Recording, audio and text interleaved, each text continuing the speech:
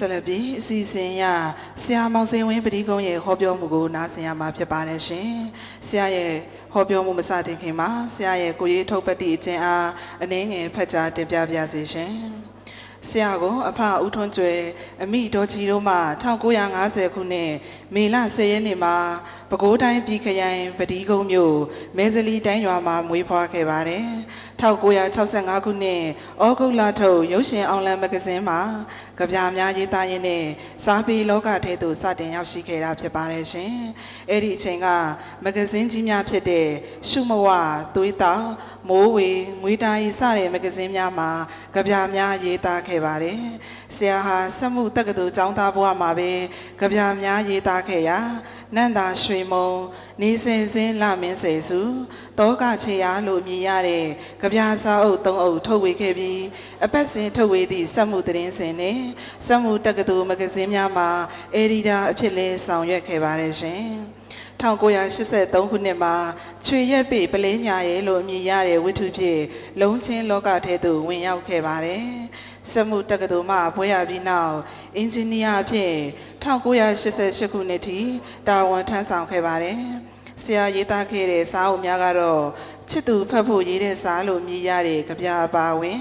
ကြပြ10အုပ်ဝတ္ထုတို့လုံးချင်း6အုပ်နဲ့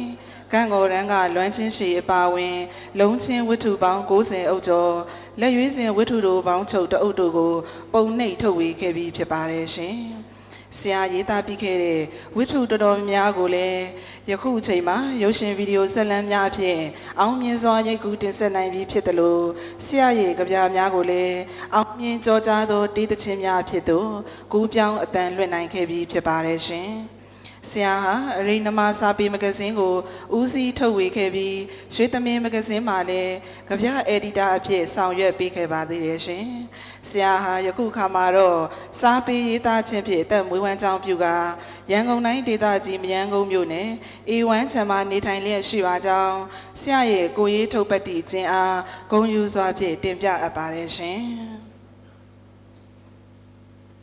ဂုဏ်ယူလေးစားရပါတော့ဆရာမောင်စိန်ဝင်းပတိကုန်းရှင်တချီလေးမြို့မှာစာပေချစ်မြတ်နိုးသူစာပေဝါသနာရှင်များအတွေ့ထောင်းကားတဲ့နေလို့အမည်ရတဲ့ကောင်းစဉ်ဖြင့်ပညာဝင်းများချီးမြှင့်ပေးနိုင်ပါရန်ရိုသေကာရဝဖြင့်တင်ပြအပ်ပါတယ်ရှင်အလုံးမင်္ဂလာပါခင်ဗျာကျွန်တော်ဒီတချီလေးကိုဒါဒုတိယအကြိမ်ရောက်ဖူးတာပါရောက်ဖူးတာဆိုတော့ပထမအကြိမ်တော့ဟောပြောပွဲမဟုတ်ပါဘူးကျွန်တော်တို့လွန်ခဲ့တဲ့5-6နှစ်လောက်က mindset ဟောပြောပွဲကနေပြီးတော့ဒီမှာလာပြီးလင်းစီးတာပါဥစ္စာပထမတော့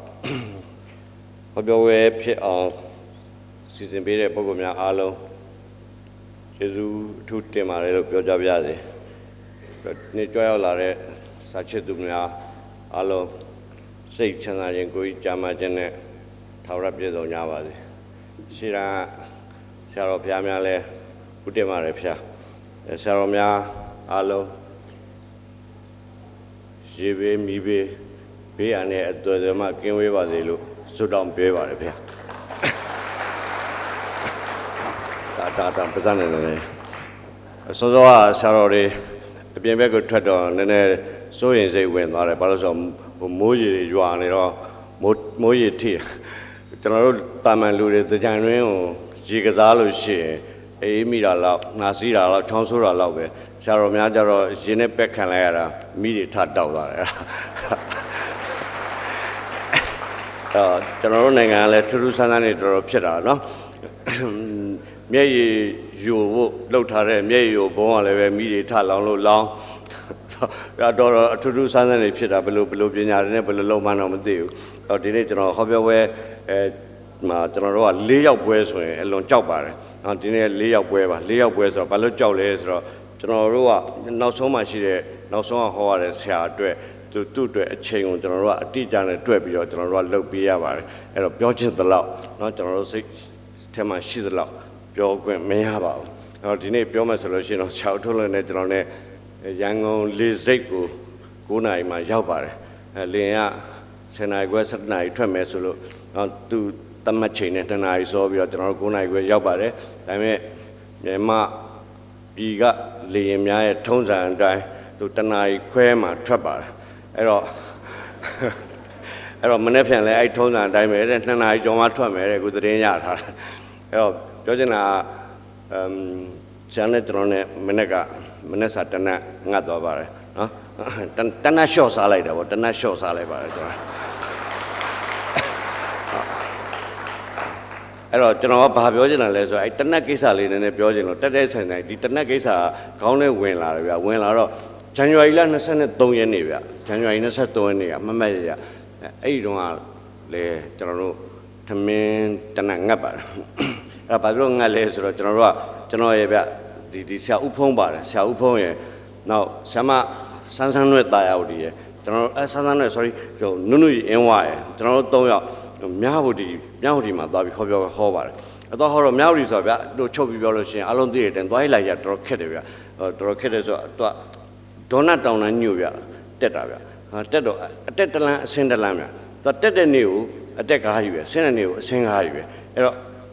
့အကြမ်းမြင့်ဆိုရင်စုံရက်ဆိုရင်တို့ကားတွေတက်တယ်မရက်ဆိုရင်ပြန်ဆင်းတယ်အဲ့တော့ကျွန်တော်က22ရက်နေ့ညဟောတယ်ဟောပြီးတော့23ရက်နေ့ကျကျွန်တော်ပြန်ဆင်းလာတယ်8 နာရီခွဲတိတိမှာကျွန်တော်တို့အဲ့လေအိတ်ကားကြီးပေါ်မှာကျွန်တော်ဆိုင်ဆက်3ယောက်တင်ပေးလိုက်တယ်ပေါ့8 နာရီခွဲကနေပြီးတော့မြောက်ဒီမြို့ကနေပြီးတော့ကားအချိန်မှန်ပဲရကွက်တီပဲထွက်လာ7 နာရီလဲကြောက်ပါဗျာကာရန်ကြီးစီပြီးတော့ပိတ်နေတာအဲ့မှာကျွန်တော်တို့ကားလဲဝင်တန်းစီလဲရအဲ့မှာတော်တော်စိတ်ပူသွားတယ်ဗျသူတို့ကကျွန်တော်တို့ပြောဘူးတယ်ဘာပြောလဲဆိုတော့အဲ့မြောက်ဒီလမ်းမှာတဲ့ရှေ့မှာရှိတဲ့ကားတစ်စင်းသာပဲပိတ်နေလို့ရှိရင်အဲ့ကားပြင်ပေးပြီးမချင်းနောက်ကကားအတန်းလိုက်ကြီးကဆက်ပိတ်နေတာပဲတခါတည်းလဲ2 ရက် 3 ရက်တစ်ပတ်လောက်ထိတော့မှကားပိတ်နေတတ်တယ်ဆိုတော့ကျွန်တော်ကဟိုနောက်ပွဲတွေမမီမှာဆိုတော့တွေးပြီးတော့အောက်ဆင်းပြီးမေးတာပေါ့နော်ကားပဲမှာပြက်တာလဲဘယ်လိုဖြစ်တာလဲအချိန်တွေသွားစုံစမ်းတော့အချိန်တွေမှန်းဒီလိုဗျမနေ့6 နာရီတိမှာမြောက်ရီရနေပြီးတော့ဝင်းကြီးတစ်ပါးရန်ကုန်ပြန်ဆင်းပါလားအဲ့ပြန်ဆင်းတဲ့ဝင်းကြီးနောက်ကိုမြောက်ဝတီမှာရှိတဲ့လုံညုံရေးအဖွဲ့ဟိုမျက်လုံးနဲ့မြင်အောင်ဆိုဒီကားခေါင်းပေါ်ကနေလဲနေတဲ့ကားတွေနဲ့သွားတာပေါ့နော်တော်တီဆိုអော်ပြီးတော့ဆင်းသွားတာအဲ့ကားတွေကဘယ်ထိလိုက်ပုံမှာလဲဆိုတော့ကော့ဂရိတ်ထိလိုက်ပုံကော့ဂရိတ်ကရောက်လို့ရှိရင်အဲ့ကားတွေကပြန်တက်လာမှာအဲ့ပြန်တက်လာတဲ့သူတို့ကားကိုကျွန်တော်တို့ဆင်းမဲ့ကားတိုင်းညစောင့်ပေးရဟိုဒါသဘာဝကြပါတယ်ဘာလို့ဆိုတော့သူတို့ကလည်းမတက်မဖြစ်ပြန်တက်မယ်ကျွန်တော်တို့ကရှောင်လို့မှမရတော့ကျွန်တော်တို့ဘေးကပ်ပြီးရပ်ပေးထားရတာအဲ့တော့ဘယ်လောက်ဆိုရင်ရောက်မလဲဆိုတော့နောက်တနားရီလောက်ဆိုရင်ရောက်ပါမယ်ဆိုတော့ကျွန်တော်တို့17 နာရီလောက်ကနေစောင့်လာဗျအဲ့ပြောတဲ့အတိုင်းပဲ12 နာရီကြော်လောက်ကြတော့အဲ့ကားကမြောက်တွေကိုပြန်တက်သွားတယ်ပြန်တက်သွားတော့ကျွန်တော်တို့ကဝင်းလာတော့ဗောနော်ကျွန်တော်အဲ့12 နာရီဆိုအဲ့ချိန်မှာနေလဲပူတယ်ဗျဘိုက်ကလည်းဆာနေပြီနောက်ကလေးတွေဘာတွေကလည်းအော်ဟင်းငိုယိုပြီးတော့အဲ့မှာဗျကားရမ်းမှာကုန်ကားတွေကိုနှုတ်လိုက်လို့ရှိရင်လူစည်းကားပေါ်မှာကြီးပဲလူ1000နီးပါးလောက်ရှင်းတိုင်းတယ်ကျွန်တော်တို့တွက်ကြည့်တဲ့အခါမှာနော်အဲ့ဒီကားတွေတက်သွားတယ်ဗျ12 နာရီတက်သွားပြီဆိုရင်ကျွန်တော်တို့ကထွက်ရတော့မှာမထွက်ဘူးဗျဒီကစောင့်နေ12 နာရီခွဲမထွက်ဘူးဗျတနာရီထိုးတော့လူတွေမနေနိုင်တော့ဟိုဘိုက်တွေကလည်းဆာလာပြီဗျဒီဒေါ်လာတောင်လုံးမှာဘာဆိုင်မှလည်းရှိတာမဟုတ်အဲ့မှာလူတွေပွားစီနဲ့ဖြစ်လာပြီးတော့ဆရာဦးဖုံးနဲ့ဆရာမနုနုကြီးကပတ်စုံတန်းလဲဦးမယ်ဆိုထွက်သွားတယ်ဗျထွက်သွားပြီးပြန်လာတော့မှဆရာကြီးတဲ့စိတ်ချလက်ချအိတ်ချင်အိတ်တော်တဲ့ကျွန်တော်တို့က2 နာရီခွဲမှထွက်မယ်တဲ့တော့သတင်းအတိအကျဗျခန့်ဘသူပြောလာတယ်လို့ကျွန်တော်မေးလိုက်တော့အဲ့လုံလုံရေးတောင်ဝင်ယူထားတဲ့ဘိုးကြီးတယောက်ကပြောလိုက်တာတဲ့ဘာဖြစ်လို့လဲလို့ကျွန်တော်ထပ်မေးတော့မှနောက်ဝင်းကြီးတစ်ပါးမြောက်တွေမှာကြံသေးတယ်အဲ့နောက်ဝင်းကြီးကဘာလုပ်တာလဲဆိုတော့12 နာရီတိမှာသူနေလဲစားလိုက်မှာနေလဲစားပြီးရင်2 ချက်တိမှာမြောက်တွေကပြန်ထွက်လာတယ်ကျွန်တော်တို့ကားတန်းကို2 ချက်ခွဲရင်ဘေးထွက်မယ်မဲသူ့စကားအတိုင်းပဲတကယ်ပဲ2 ချက်ခွဲတော့ကျွန်တော်တို့ကားထွက်သွားတယ်သူက2 နာရီလောက်မှခုနကပြန်ပြီးတက်လာတဲ့ဒေါ်တီတွေ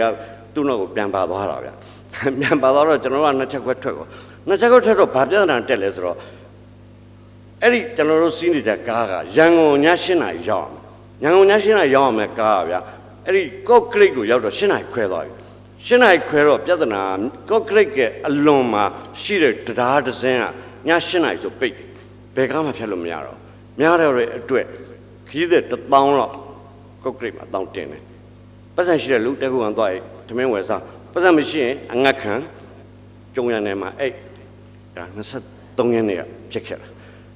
အဲ့တော့ကျွန်တော်ကဖာပြန်စဉ်းစားလဲဆိုတော့ဖြစ်စဉ်ဟာသူ့ဟာသူဖြစ်တာပဲဗျဒါပေမဲ့တစ်ခုခုကတက်ဆိုင်သွားစဉ်းစားမိတာဆရာနဲ့ကျွန်တော်နဲ့မနေ့တုန်းကထမင်းတနတ်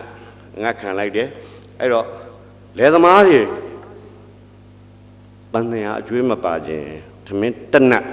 လျှော့စားပါလို့ပြောလိုက်တဲ့ပုဂ္ဂိုလ်ကြီးစကားကိုသွားတတိယဘာ ဘာသွားသတိရလဲဆိုတော့လေသမားတွေတနက်ပဲရှော့စားတနက်ပဲတိုးစားဘယ်သူမှဒုက္ခမရောက်ဘူးဗျအခုအဲ့ဒီဝင်းကြီးတနက်ရှော့မစားလိုက်တာလူ1000ဒုက္ခရောက်သွား1000ကျော်တော့ဒုက္ခရောက်သွားအဲ့ဒါပဲအဲ့တော့ကျွန်တော်တို့ကဘာစဉ်းစားရမလဲဆိုတော့ဘသူတွေကစားတာရှော့တင်တာလဲဘသူတွေဘလောက်စားလို့ဘလောက်ရှော့တင်လဲဒီကိစ္စရမ်းပြောလို့မရဘူးနော်လေသမားစားတဲ့ကိစ္စကိုရှော့ပါသွားပြောသူတို့ရှော့လိုက်ရင်ကျွန်တော်တို့ဒုက္ခမရောက်ဘူးအဲ့ဒါတိတ်တေကြတဲ့ theory ပဲနော်အဲ့ဒါလေးသူကသတိရတာဗျာသတိရတော့ဘာလဲဆိုတော့ဗျာပြောမယ်ဆိုလို့ရှိရင်နောက်ရှေ့ဆရာတွေလည်းပြောသွားမှာပေါ့ဟိုကျွန်တော်တော့တတ်နိုင်တော့နော်စာရီကြပြားတွေကကျွန်တော်ဖတ်ထားတဲ့ဝိထုဆောင်းပါကြပြားတွေကနေပြီးတော့ကျွန်တော်ထုတ်ပြီးတော့တတ်နိုင်တော့ကျွန်တော်အချိန်တနာရီဒီမှာကျွန်တော်ပြောပါမယ်ကျွန်တော်ပေးထားတဲ့ခေါင်းစဉ်ကဒေါင်းကားတဲ့နေ့လို့ပေးထားပါတယ်အဲ့တော့အဓိကကကျွန်တော်ပြောချင်တာတစ်ချက်တည်းပါပဲအဲ့ဒီဒေါင်းက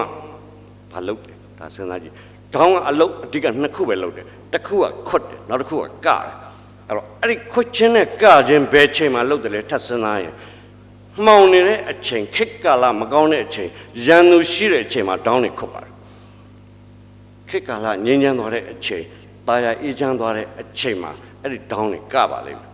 ဒီကနေ့ထိ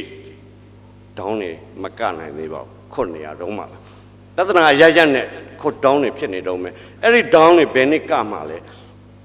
ဲပြောမယ်ဆိုရင်နိုင်ငံမှောင်ကျနေလို့ရှိရင်ဒေါင်းမကနိုင်ပါဘူးနိုင်ငံအလင်းနဲ့ရောက်ရင်အဲ့ဒေါင်းတွေကပါလိမ့်မယ်အဲ့ဒီမှောင်တာနဲ့လင်းတာကို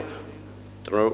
့ဘယ်လိုခွဲခြားမလဲဒါလေးကျွန်တော်သတင်းစကားပေးခဲ့ချင်တာပါအဲ့တော့ဒီနေ့ကျွန်တော်တို့တွေ့နေတဲ့အလင်းအောင်ကပြလေးတော့မြင်ရတယ်မမြင်ရရင်ကျွန်တော်ဒီလိုမပြောရဘူးအရင်တော့ကျွန်တော်တို့ဒီလိုစင်ပေါ်မှာဒီလိုပြောဖို့ဆိုတာအိမ်မက်တောင်မမက်ခဲ့ရပါဘူးနော်ဗိုလ်ချုပ်အောင်ဆန်းအကြောင်းကျွန်တော်တို့ပြောချင်လို့ရှိရင်မပြောပါနဲ့နဲ့လာတားတဲ့မြို့နယ်တွေရှိတယ်အဲ့ချိန်မှာတက်တရရမြန်မာဖတ်စာကိုမရရအောင်လိုက်ရှာပြီးတော့မှအဲ့ဖတ်စာအုပ်ထဲမှာလှမ်းပြီးဟိုင်းမှာတွေ့လာနော်နိုင်ငံတော်ကထုတ်ထားတဲ့ကျောင်းသုံးစာအုပ်ထဲမှာဗိုလ်ချုပ်အောင်ဆန်းအကြောင်းပါတယ်ဆိုပြီးပြောရအဲ့လောက်ခက်ခဲပါတယ်အခုကျွန်တော်တို့ဒီလောက်ပြောခွင့်ရတယ်စင်ပေါ်မှာဝင်းကြီးဆိုတဲ့နာမည်ကိုကျွန်တော်ပြောရဲတာနည်းနည်းလေးတော့လင်းလာတယ်ဗျလုံးကြီး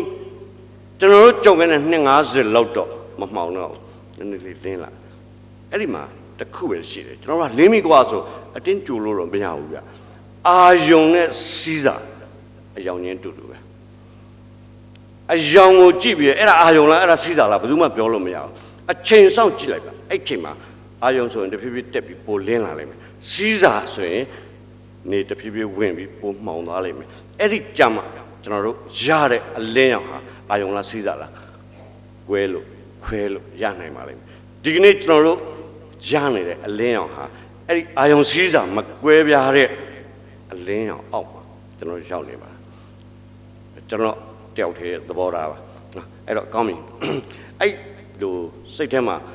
23ရက်နေ့တုန်းကကိစ္စမျိုးဗျာပြီးတော့တပရောင်းတောင်မှာဆရာတော်များတန်ခါတော်များတန်ရရတဲ့ကိစ္စမျိုးမိတော်မုံထိတဲ့ကိစ္စမျိုးအဲ့ဒီကိစ္စမျိုးတွေအဲ့ကိစ္စမျိုးတွေဟာကျွန်တော်တို့ရတဲ့အယောင်ကဘာယောင်လဲဆိုတော့ပို့ပြီးတန်တရားဝင်စေတဲ့လက္ခဏာတွေပဲအဖြစ်အဲ့အဖြစ်တွေဖြစ်တဲ့အချိန်မှာကျွန်တော်ကြပြလေးတစ်ပုဒ်ကိုသတိရတယ်နော်အဲ့မှာဒီမှာရှိတဲ့ဟိုဖတ်ဖူးတဲ့ပုဂ္ဂိုလ်များလည်းဖတ်ဖူးလိုက်မယ်အဲ့ဒီကြပြလွန်ခဲ့တဲ့နှစ်ပေါင်း40ကျော်တုန်းကရေးထားတဲ့ကြပြကျွန်တော်ရေးတာမဟုတ်ဘူးနော်ကျွန်တော်တို့ရဲ့ဆရာသမားဖြစ်တဲ့ဆရာတင်မိုးတို့ရဲ့တငယ်ချင်းဖြစ်တဲ့ဆရာကြီးအောင်အင်းဝသားပါအခုဆုံးသွားပါပြီဆရာကြီးအောင်ရဲ့ကြ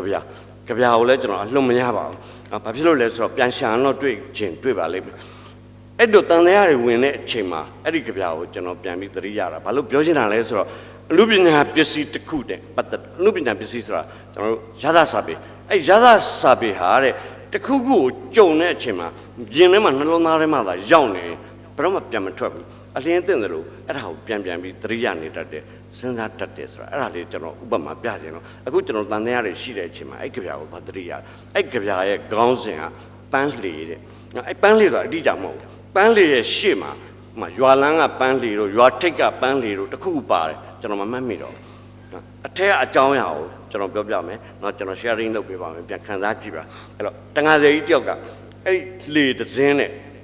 ငွေရံနေပြီးတော့အရွယ်ရောက်တဲ့ကနေပြီးတော့ငါးဖမ်းပြီးတော့ငါးရောင်းပြီးတော့လောက်ကင်စားတောက်လာတဲ့တန်ခါးစေကြီးအဲ့တော့သူ့ကြပြာထဲမှာတော့အဲ့ဒီတန်ခါးလေကြီးဟာအချိန်ကြာမြင့်စွာ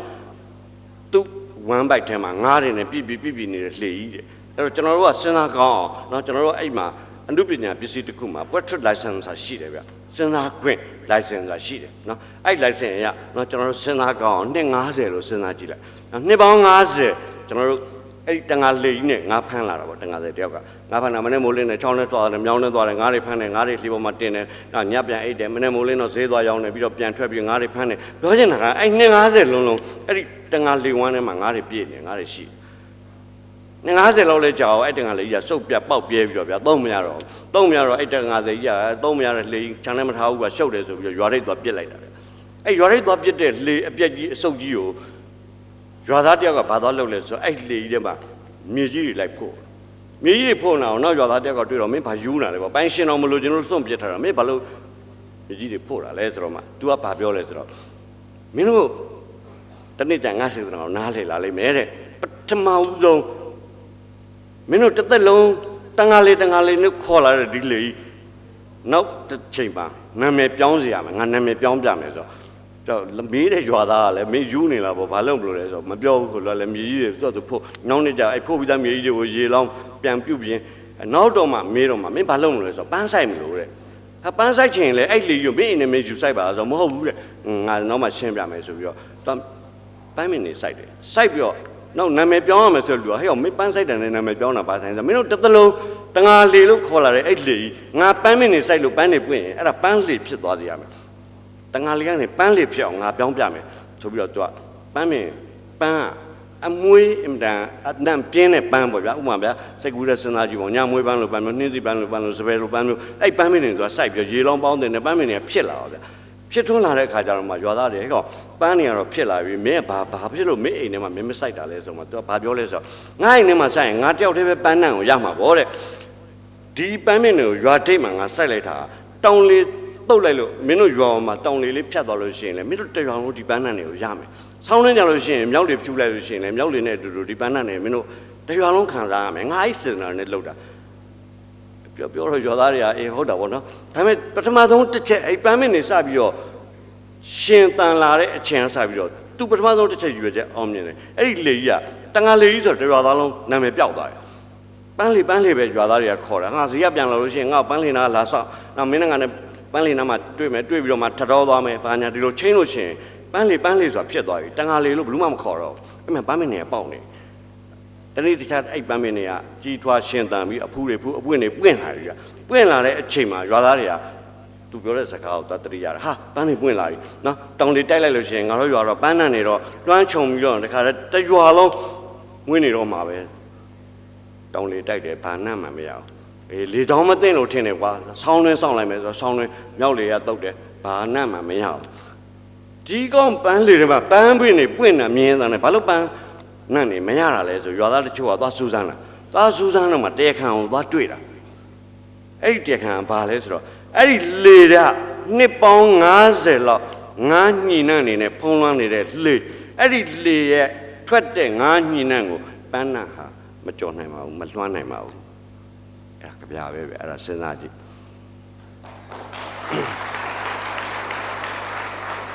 အဲ့တော့ကျွန်တော်တို့ကဒီနေ့ပြောင်းပြီဆိုတော့နာမည်ပန်းလေကြီးတော့ဖြစ်နေပြီဒါပေမဲ့ကျွန်တော်တို့ပန်းနံရပြီလားစဉ်းစားရမယ်နော်ကျွန်တော်တို့ပန်းနံရပြီလားအဲ့23ရက်နေ့တုန်းကကျွန်တော်ရတဲ့အနံ့မျိုးဆိုရင်တော့ဒါသေးကြတယ်ဒါပန်းနံမဟုတ်ဘူးနော်လက်ပတောင်းတောင်ကကိစ္စမျိုးဟာပန်းနံမဖြစ်နိုင်ဘူးကြတာဒါကျွန်တော်တို့ချိန်ရမယ်နော်ဒါတည်းအဲ့တော့အဲ့ဒီတန်တရာမှာအဲ့ဒီကြပြာကိုကျွန်တော်သွားသတိရတယ်အဲ့တော့အခုကျွန်တော်တို့ကပြောင်းလားမပြောင်းဘူးလားသိတာနိုင်တဲ့အချက်နော်ကျွန်တော်9ချက်လက်ဆောင်ပေးခဲ့မယ်အဲ့ဒါကျွန်တော်သိတာမဟုတ်ဘူးနော်ကဘာကျော်ကြပြဆရာကြီး Reverend Natgo ဆိုတာရှိတယ်အဲ့တကိုးကအိန္ဒိယနိုင်ငံလွတ်လပ်ရေးမရခင်မှာသူ့နိုင်ငံအတွက်ရေးခဲ့တဲ့ကြပြအဲ့ဒီကြပြဟာသူ့ကြပြပေါင်းချုပ်ထဲမှာမပါဘူးဆရာဇော်ကြီးဘာသာပြန်တဲ့ဆောင်းပါးလေးတစ်ပုဒ်ရှိတယ်ခေတ်သစ်အိန္ဒိယစာပေနီဒန်းနဲ့အဲ့ထဲမှာဆရာဇော်ကြီးကဘာသာပြန်ပေးထားတယ်ခေါင်းစဉ်ကဒိုအိန္ဒိယတဲ့အဲ့ဒိုအိန္ဒိယဆိုကြပြကခရိုင်းဆရာ Rabindranath Tagore ရေးတဲ့ကြပြတွေနဲ့လုံးဝမတူပဲနဲ့နိုင်ငံရေးစံအနေနဲ့သတ်မှတ်လို့ရတယ်ကြပြနော်သူကငါနိုင်ငံလွတ်လပ်ရေးရရင်ဒီလိုအချက်တွေနဲ့ပြည့်စုံရမယ်တနည်းပြောမယ်ဆိုရင်လွတ်လပ်ရေးမရခင်အိန္ဒိယနိုင်ငံအမှောင်ကျနေတဲ့ကာလကနေပြီးတော့ အလင်းရောင်အပြည့်ဝရတဲ့အိန္ဒိယနိုင်ငံဟာအဲ့ဒီအချက်တွေနဲ့ပြည့်စုံရမယ်ဆိုရေးသွားတာအဲ့တော့ကျွန်တော်တို့ကအဲ့ဒီအချက်တွေကိုကြည့်ပြီးတော့ကျွန်တော်တို့တန်းကြည့်ကျွန်တော်တို့အခုမှောင်နေလားလင်းနေလားအဲ့ဒါဟာအဲ့ဒီအချက်တွေနဲ့တစ်ချက်ချင်းတန်းကြည့်လိုက်တန်းကြည့်ရင်ကိုယ့်ကိုတန်းကြည့်ဘယ်သူမှမမြင်နဲ့သိတာလိမ့်မယ်နော်အဲ့တော့သူ့အထက်မှာနံပါတ်1 2 3လေးမကြက်ဘူးနော်ဒါပေမဲ့ကျွန်တော်နံပါတ်ကိုသူအရေးကြီးဆုံးကိုအပိုက်1ကိုတင်ထားတယ်အဲ့ဒါကိုကျွန်တော်နံပါတ်တက်ပြီးတော့ပြည့်တတ်များရှင်းအောင်နံပါတ်တက်ပါမယ်နံပါတ်1နော်ဆရာကြီးကဘာစရေးလဲဆိုတော့အကျင့်ရ၌အကျင့်ရဆိုနိုင်ငံတစ်နိုင်ငံဒေသတစ်ခုပေါ့နော်အကျင့်ရ၌စိတ်ဓာတ်တို့သည်ကြောက်ချင်းကင်း၍ဥကောင်းတို့သည်မော့လျက်ရှိပြောချင်တာနော်ကျွန်တော်သိအကျယ်ချက်ပြီးတော့မပြောတော့ပါဘူးအချိန်ကြောင့်သူပြောချင်တာကအဲ့ဒီနိုင်ငံမှာအကြောက်တရားရှိတာမရှိဘူးလားအဲ့ဒါနဲ့တိုင်းကြည့်ကြောက်နေတဲ့အသေးတယ်ဆိုလို့ရှိရင်အဲ့နိုင်ငံမလင်းသေးဘူးမှောင်နေတယ်ကြောက်စရာဘာမှမရှိတော့ဘူးဆိုရင်အဲ့နိုင်ငံဟာလင်းအောင်ရသွားပြီမှောင်နဲ့ရောက်နေလားအလင်းနဲ့ရောက်နေလားဆိုတာကိုအကြောက်တရားဘယ်လောက်ကြံသေးလဲတိုင်းလိုက်အဲ့တော့နောက်တစ်ချက်ထပ်ပြီးစဉ်းစားမှာဘာလို့ဆရာကြီးကအကြောက်တရားကိုရှင်းစမ်းတင်တာလဲကြောက်ရင်ဘာဖြစ်တတ်လို့လဲဒါကြပြားအလုံး2လုံးပဲလုပ်တယ်ဗျာကြပြားရသစာပေကအလုံး2ခုပဲလုပ်တယ်တစ်ခုကခံစားခိုင်းတယ်နောက်တစ်ခုကတွေးခိုင်းတယ်ဒီကြပြားမှာခံစားမှုတဲ့တွေးတော်မှုကိုဦးစားပေးတယ်အဲ့တော့ကျွန်တော်တို့ကဆက်တွေးရမယ်ဘာဖြစ်လို့အကြောက်တရားကိုဖယ်ကျင်လာလဲကြောက်ရင်ဘာဖြစ်တယ်ကြောက်ရင်ဘာဖြစ်လဲဆိုတော့ကြောက်လို့မှန်တာမပြောရဲဘူးကြောက်လို့မှန်တာမလုပ်ရဲဘူးကြောက်လို့မှန်တဲ့ဘက်မှာပြက်ပြက်သားသားမရက်ရဲဘူးဆိုရင်အဲ့ဒီအမှန်တရားဟာအကြောက်တရားကြောင့်ပျောက်တယ်ပြန်ပြောမယ်ဆိုလို့ရှိရင်အကြောက်တရားများရင်အမှန်တရားမရှိတော့ဘူးအဲ့နိုင်ငံဟာအကြောက်တရားတွေများနေရင်အဲ့နိုင်ငံမှာအမှန်တရားမရှိဘူးအမှန်တရားမရှိရင်အမှားကြီးပဲရှင်းရှင်းလေးပဲအဲ့တော့အဲ့ဒီအကြောက်တရားကိုဖြောက်နိုင်တာဘာဖြောက်နိုင်လဲဘာကြောင့်ကြောက်တယ်လဲကိုထပ်စဉ်းစားကြည့်ဘာလို့ကြောက်လဲဆိုရင်နော်ကျွန်တော်ရှည်ရှည်ဝေးဝေးစဉ်းစားမနေတော့ပါဘူးတဲ့ပြောပြရင်ဘာလို့ကြောက်လဲဆိုရင်အားလုံးတစ်ခုစီမိကုန်းတွေကကွဲကျင်ကွဲသွားလိမ့်မယ်ဒါပေမဲ့ကွန်မုံကောင်တစ်ခုလည်းပဲရှိတယ်ဘုံဆုံရက်ကအဲ့အဖေကတစ်ခုလည်းဘာလို့ကြောက်လဲဆိုရင်တရားဥပဒေစိုးမိုးမှုမရှိလို့ကြောက်တာတကယ်လို့သာတရားဥပဒေစိုးမိုးမှုရှိကျွန်တော်တို့မှန်တာပြောရတယ်မှန်တာလုပ်ရတယ်နော်မှန်တဲ့ဘက်မှာကျွန်တော်တို့ပြက်သားရပ်ပေးရတယ်ဘာဖြစ်လို့ဆိုတော့တစ်ခုဖြစ်ရင်တရားဥပဒေအတိုင်းတရားဥပဒေကကျွန်တော်တို့ဘက်မှာရှိတယ်လေဟိုဒီလာကနေတော့ကျွန်တော်ဘယ်ထဲမှာလာမသိဘူးဆရာဂျာနယ်ထဲမှာမသိဘူးကာတန်တစ်ခုတွေ့လိုက်တယ်တရားဥပဒေထက်မှာဘယ်သူမှမရှိဘူးတဲ့ကိုရောင်ဖျောက်ထားတာမသိဘူးတဲ့ရေးထားတာကာတွန်းလေးအဲ့တော့အခုတရားဥပဒေကကျွန်တော်စီမှာအဲ့လိုဖြစ်နေတဲ့အခါကျတော့နော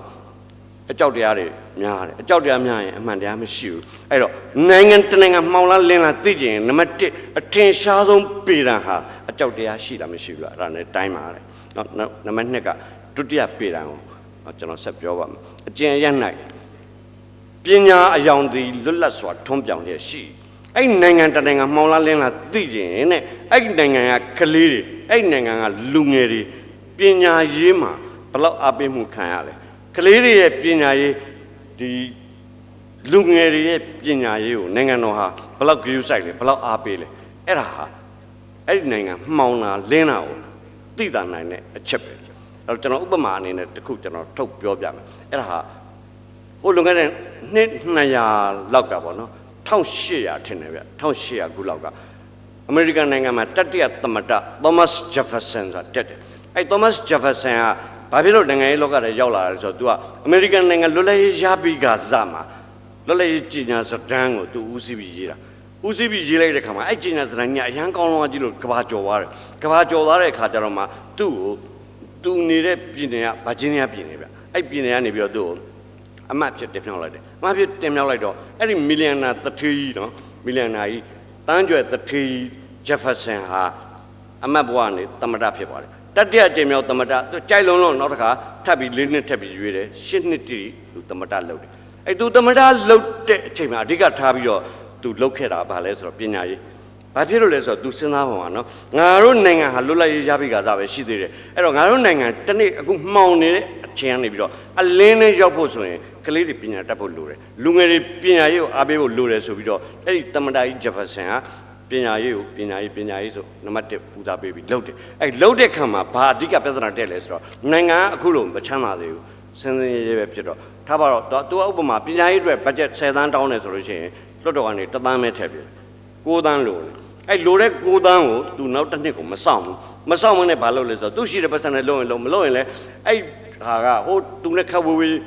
ဝေးနေတဲ့နေရာမှာဆိုရင်တကယ်ကြီးမင်းအဲ့ဒါလိုလဲဆမ်းမှာကွာပြီးတော့ရှင်အဲ့ပတ်စံမင်းစိုက်ထားလိုက်ပြီးလို့ရှင်ငါစရင်နဲ့မှတ်ကိုဘက်ကတကယ်ချင်းကိုလှမ်းပြောဒီဘက်ကတကယ်ချင်းကိုလှမ်းပြောအဲ့လိုတဲ့ကိုတန်းကိုလည်းပဲသူအဲ့လိုပတ်စံနဲ့ချီးပြီးတော့သူလုပ်တယ်အထက်ကတော့ကျောင်း10ကျောင်းဆောက်ဖို့သူကတင်လိုက်တယ်လွတ်တော်က9ကျောင်းပဲပြေးတယ်ဆိုကျန်တဲ့9ကျောင်းကိုအဲ့နီးနဲ့သူဆောက်တယ်ပြောချင်တာကနော်သူသမထတက်တန်းတစ်လျှောက်လုံးမှာပညာရေးပဲအဓိကဦးစားပေးပြီးလုပ်တယ်အဲ့ဒီလိုလှုပ်လိုက်လို့အောင်မြင်သွားလို့ဒီနေ့အမေရိကန်နိုင်ငံနံပါတ်1ဖြစ်သွားတယ်အဲ့ဒါသူ1800ပြည့်နှစ်လွန်ခဲ့တဲ့နှစ်200ကအုံမြင့်ချက်လိုက်တာအဓိကပြောချင်တာနိုင်ငံကိုချစ်တဲ့သမထနော်နိုင်ငံကိုအလင်းအောင်ပေးခြင်းတဲ့သမထအဲ့ဒီလိုပညာရေးဦးစားပေးပြီးသမထ10နှစ်လှုပ်လိုက်တာဘာဖြစ်သွားလဲဆိုတော့သမထဘဝကလည်းအနာယူရောကျွေးတွေလည်းပဲခိုက်သွားတယ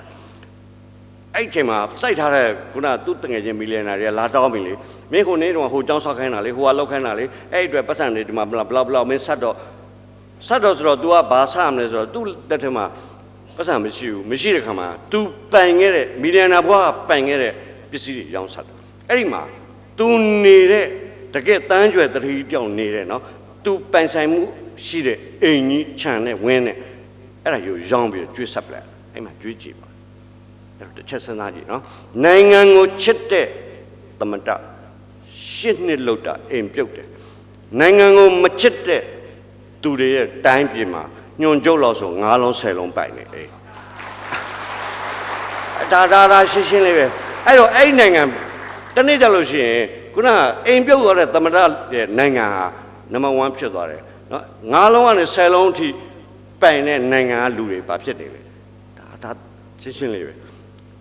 နောက်ချက်သိပ်ထူကြတာအဲ့သမထကြီးကအဲ့ရှင်းနေတိတိမှာသူ့လက်ကကိုတပြားမှမယူအကုန်နိုင်ငံတော်ပြန်လှူတယ်သမထဘဝနဲ့ပင်စင်လဲသွားတော့ကဲသမထကြီးလက်ကတော့မယူပင်စင်လေးတော့ယူပါ sorry ပဲမယူအဲ့ပင်စင်နိုင်ငံတော်ပြန်လှူတယ်အဲ့တော့ကျွန်တော်ဓာတိထပ်ပြီးတော့တတိယအောင်ပြောလိုက်မယ်ကျွန်တော်တို့နိုင်ငံမချစ်သူများနဲ့ဘယ်လောက်กว่าလဲဆိုတော့နော်သူဟာသူလက်ကတွေတော့တပြားမှမယူဘဲနဲ့လှူတယ်အခုကြတော့လွတ်တော်မှာတင်တောင်းတယ်လေအငိမ့်သားကြသွားတာတော့အိမ်ပေါ်စရိတ်တဲ့ driver စရိတ်တဲ့မာလီစရိတ်တဲ့ဒါဂျန်နယ်ထဲမှာတွေ့တာပြောတာတော့ဂျန်နယ်မှာအဲ့လိုတွေ့အဲ့တော့ကျွန်တော်ပြောချင်တာတခြားမဟုတ်ပါဘူးနိုင်ငံကိုချစ်ချင်းမချစ်ချင်းဆိုတာသူတို့ဘာတွေလုပ်နေလဲဆိုတာလည်းစဉ်းစားလို့ရတယ်အဲ့တော့အဲ့ဒီဂျက်ဖာဆန်ကအငိမ့်သားယူသွားပြီးတော့သူကအရက်ထဲရောက်သွားပြီးအေးဆေးနေတာမနေရဘူးပညာရေးနဲ့ပတ်သက်ရင်သူ့စီပဲလာပြီးဟာသမလိုက်လောက်ပါအောင်ဒီပညာရေးကဟိုပညာရေးကလည်းနောက်ဆုံးကြဘာဖြစ်လဲဆိုတော့သူများပြည်နယ်တွေမှာတက္ကသိုလ်တွေရှိနေပြီသူ့ဗာဂျီးနီးယားပြည်နယ်မှာတက္ကသိုလ်မရှိဘူးဗျတက္ကသိုလ်မရှိတော့အဲ့ရခလေးတွေကကျန်တဲ့ခလေးတွေလောက်မဖွင့်ပြတော့တက္ကသိုလ်တစ်ခုမဖြစ်အောင်တိဆောက်ရအောင်မယ်ဆိုတာသိလဲသိရောတို့သမ္မတကြီးကဘယ်လိုလုပ်မလဲခင်ဗျာသမ္မတလုံနေပြီကိုပြည်နယ်ကြကိုတက္ကသိုလ်ချတော့မပြေဘူးသူကပြည်နယ်တွေရောက်နေပြီဆိုတော့မှ तू ကကိစ္စမရှိဘူးဒါဆိုလို့ပတ်စံလွတ်တော့တင်တော့မပေးဘူးမပေးလဲရတယ်ငါမှအပြင်ရောင်းကြဘာမှမရှိဘူးအတွင်းပစ္စည်းတွေရှိတယ်ဆိုပြီးရောင်းလိုက်တာခင်ဗျာအိမ်မှာတုံးနေတဲ့ငွေစွန်းငွေခရင်ငွေဓာငွေလင်မန်းကစအကုန်ရောင်းတယ်စိန်ရွှေကိုမပြောနဲ့အဲ့ဒါကြီးရောင်းပြီးဘာလုပ်လဲဆိုတော့ဗာဂျီးနီးယားတက္ကသိုလ်ကိုထူထောင်ပြလိုက်တယ်သူသက်80ကျော်မှာဆုံးပါတယ်မဆုံးခင်မှာသူ့မိသားစုကိုတော့မှားခဲ့တယ်တဲ့ငါသမတတတန်2ကြိမ်ဖြစ်တယ်ဆိုတော့ဘာမှဂုဏ်ယူစရာမရှိဘူးငါအုပ်ကူမှာကပီးမထိုးပါနဲ့နှစ်ခုလည်းပဲကပီးထိုးပေးပါတယ်တစ်ခုကအမေရိကန်နိုင်ငံရဲ့လွတ်လပ်ရေးကြီးညာသဏ္ဍာန်ဦးစီးလုပ်ခဲ့တဲ့သူနောက်တစ်ခုကဗာဂျီးနီးယားတက္ကသိုလ်ရဲ့ဖခင်ကြီးဒီနှစ်ကျောင်းဟာငါဂုံတိတ်ခါကိုလုံလောက်ကာကွယ်ပေးလိမ့်မယ်လို့ပြောပြီးဆုံးသွားပါတယ်အဲ့ဒါနိုင်ငံချစ်တဲ့သမန္တနိုင်ငံချစ်တဲ့ခေါင်းဆောင်အဲ့ဒီလိုခေါင်းဆောင်မျိုးကသူ့နိုင်ငံတနေ့ကျရင်နော်ဒီလိုနံပါတ်1ဖြစ်အောင်ဒီလိုနံပါတ်2ဖြစ်အောင်ကမ္ဘာအလယ်မှာဒီလိုဖြစ်လာအောင်ဆိုပြီးတော့လွန်ခဲ့တဲ့နှစ်200ကတည်းကပညာရေးကိုစောက်ချပြီးလုပ်ခဲ့အဲ့ကျွန်တော်နိုင်ငံလည်းလုပ်ပါတယ်နော်လေကွင်းမြင်ရင်တက္ကသိုလ်ဆောက်တယ်အဲ့ဒါဆိုရင်ဟိုတက္ကသိုလ်တွေများလာရင်ပညာတတ်တွေအများကြီးထွက်မယ်ပဲစိတ်ထဲထင်လာတော့မသိဘူးအဲ့တော့ပြောချင်တာနိုင်ငံတနိုင်ငံမှောင်လားလင်းလားသိချင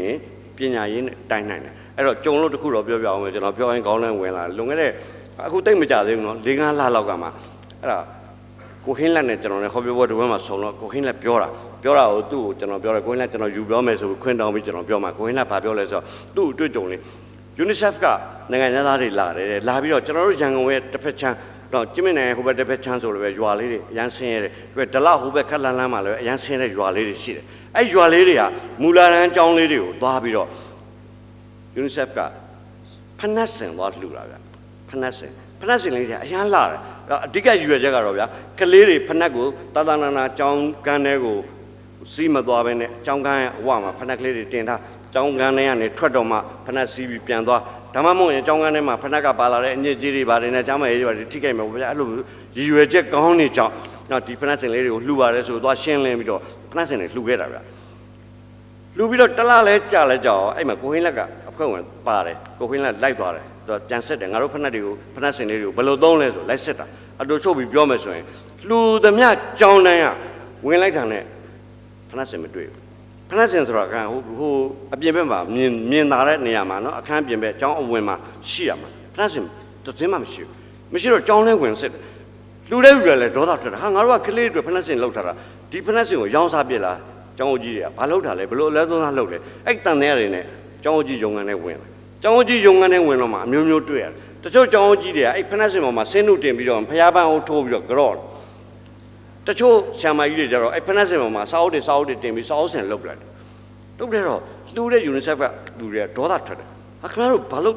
အလွယ်သုံးသားလုပ်တာလဲခင်ဗျားတို့အဲ့လိုသုံးဖို့မဟုတ်ဘူးကလေးတွေအတွက်ကျွန်တော်တို့ကရည်ရွယ်ပြီးတော့ဒီဖနက်စင်တွေလုပ်ပေးတာကျောင်းတိုင်းရဲ့ဖြေတဲ့အဖြေဟာတပြင်းကြီးတခွန်းနဲ့ပဲကျွန်တော်တို့ကျောင်းကကလေးတွေ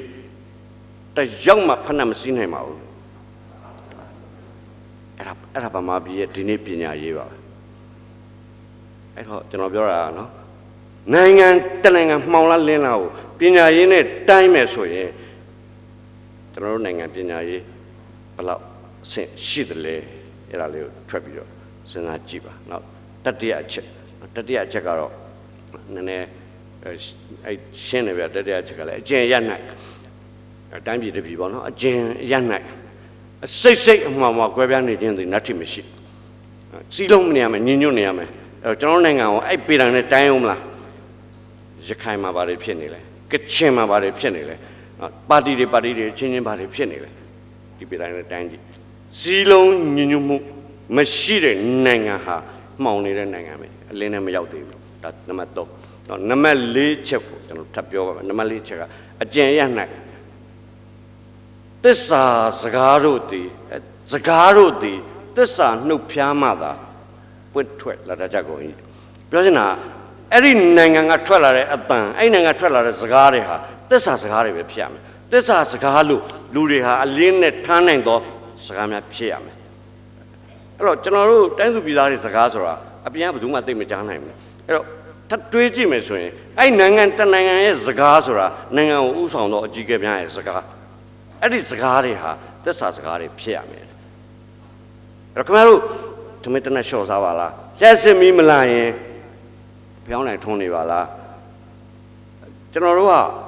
ရွှေလက်နဲ့ခေါ်တော့မှမလာရင်ကြည်တံနဲ့ပဲခေါ်ရမယ်အဲ့ဒီစကားတွေဟာသစ္စာစကားဘယ်လို့မှမဖြစ်နိုင်တဲ့စကားတွေ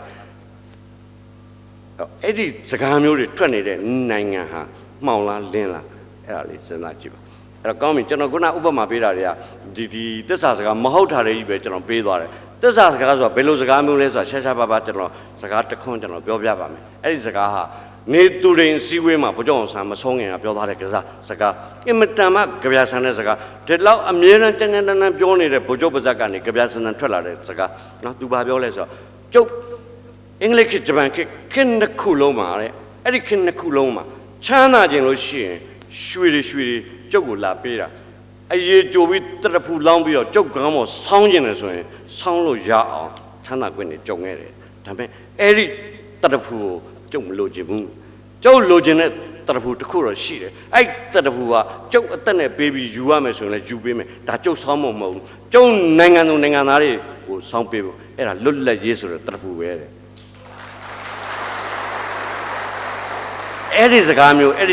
အဲ့ဒီစကားမျိုးဟာသက်စာစကားတကယ်ကိုကြားလိုက်ရတဲ့သူတိုင်းကကျင်တဲ့နှလုံးသားတွေကိုထိကြိုက်ပြီးတော့တကယ်အားရဝင်တာပီတိဖြစ်စရာကောင်းတဲ့စကားအဲ့ဒါနိုင်ငံကောင်းဆောင်ရဲ့စကားပြောချင်တာအဲ့ဒီနိုင်ငံတနိုင်ငံမှောင်လားလင်းလားသရုပ်ထမြောက်တိုင်းနိုင်တာအဲ့ဒီစကားတွေပါပဲပြင်စမမြောက်ကြတော့ပြင်စမမြောက်ကလည်းရှင်းတယ်ဗျသူကအကျင့်ရ၌ကောင်းမွန်မြင့်မြတ်သောအရာတို့တွင်လုံလဝရိယစိုက်ကုန်၏ နိုင်ငံတနိုင်ငံမှောင်လာလင်းလာသိခြင်းနဲ့ဘယ်အလုပ်တွေမှာအဲ့ဒီနိုင်ငံဟာအာယုံဆိုင်နေတယ်လုံးလာဆိုင်နေတယ်ကောင်းတဲ့အလုပ်တွေမှာသာလုံးလာဆိုင်နေရင်အဲ့ဒီနိုင်ငံဟာအလင်းထဲမှာရောက်နေမကောင်းတဲ့ကိစ္စတွေမှာအာယုံဆိုင်နေတယ်လုံးလာဆိုင်နေတယ်ဆိုရင်အဲ့ဒီနိုင်ငံဟာလောလောဆယ်မှောင်နေတုံးပဲဥပမာအနေနဲ့ကျွန်တော်တက်တလုံးမြင်တာလေးပြောရင်ကျွန်တော်တို့ R&D နောက်စမှုတက်တို့73နှစ်ကြာပိတ်ထားဗျဒီနေ့ကျွန်တော်တို့ဆရာ grow ဝဲတွေပါတယ်အဲ့မှာလှုပ်လို့ရတယ်နော်အထက်မှာတောင်းတွေပါတယ်လည်းပြင်ဆင်ပြီးတော့အခုတောင်းပြန်ဖွင့်ပေးနေတယ်ဟောဒါဆိုကောင်းတဲ့လှုပ်တယ်အဲ့ဒါတွေကိုဂရုစိုက်အာယုံစိုက်ပြီးတော့ထပ်ပြီးလှုပ်သွားရင်ကျွန်တော်တို့လူသားတို့ကနတ်သားတို့ကဖြစ်မယ်လဲရမ်းမှရှိတယ်ကျွန်တော်တို့ပင်မတက်တို့ကြီးပြန်ပြင်တယ်ပြန်မုံမှန်နေတယ်ဒါတွေကောင်းတဲ့လှုပ်တယ်အဲ့တို့ကောင်းတဲ့လှုပ်တွေမှာဝိရိယစိုက်သောနိုင်ငံတွေလင်းတဲ့နိုင်ငံနဲ့ဒါပေမဲ့မကောင်းတဲ့နေရာမှာဝိရိယစိုက်တာဥပမာပြောပါဆိုလို့ရှိရင်တော့ကချင်မှာစစ်ပွဲစဖြစ်တုန်းက G3 ရဲ့ G4 တွေနဲ့တိုင်းနေချတယ်နော်ငင်းငင်းရောက်အောင်ဆိုပထမအကျင့်ဆွေးနွေးတယ် G3 G4 မဟုတ်တော့ဘူးအမြောက်တင်နဲ့ဆောကုန်တယ်တတိယအကျင့်ဆွေးနွေးတယ်ရဟတ်ရင်တွေနဲ့ဘုံကျဲတယ်အဲ့ဒါကြတော့မကောင်းတဲ့နေရာမှာဝိရိယစိုက်တာ